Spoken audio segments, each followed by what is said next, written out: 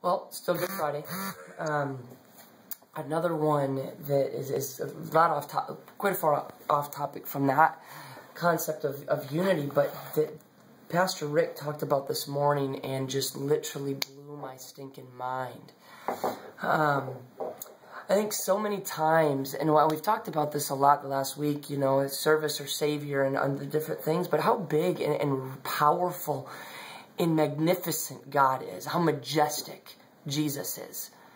I think in an attempt to help people understand how relational He wants to be, we've made Him small. Where the reality is that He is very big, but yet still wants to be relational. I think we as people, especially as insecure people, we fear anything that's greater, bigger, better than us. And so in order to help us to understand God or Jesus, or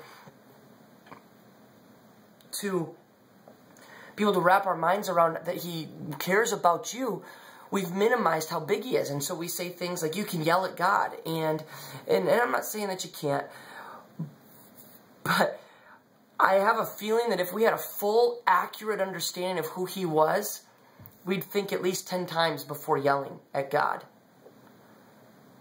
And yes, God is relatable. Yes, God is relational. Yes, He is here, and He wants to be in our life, and there's no doubt about it, individually and personally.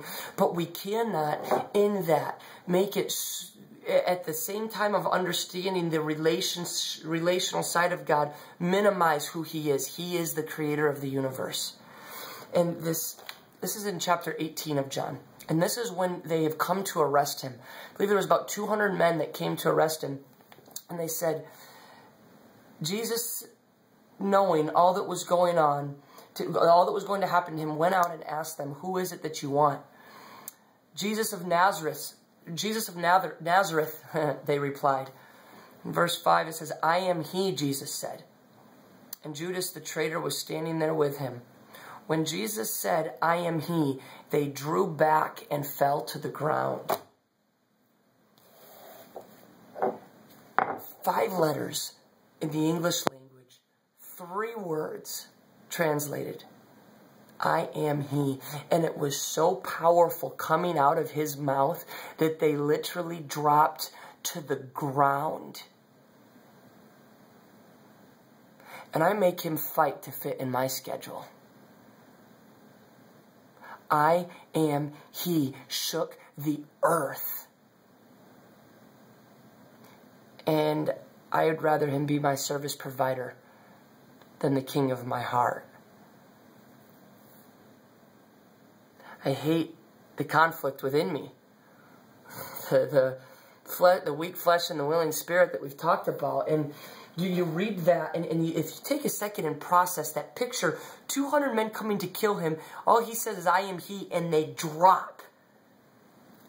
Peter cuts off this guy's ear. He heals it. I mean, at that point, if I'm one of those Roman guards, that's never happened with Pilate or Caesar or my general, I am out of here.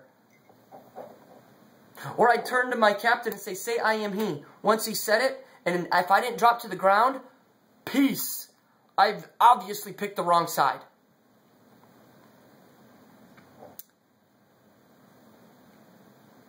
Take some time this weekend to be in awe of God. We're in awe of so many things. We're awe-stricken by so many things. We look at so many things in a state of wonder, and we watch a musician perform, and we think that's just incredible, and people get to tears and pass out and all of these things, and we're in awe of all the wrong things.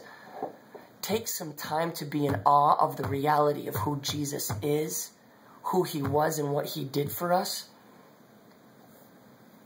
When I realized that He speaks and people drop to their knees by His words, and that He chose to step down and let those same people kill. I mean, His words could have crippled them. His words did cripple them. His words. And yet He let them physically take His life. Take some time to let that sink in. Don't rush past that truth. This weekend is the perfect weekend to allow that to hit home.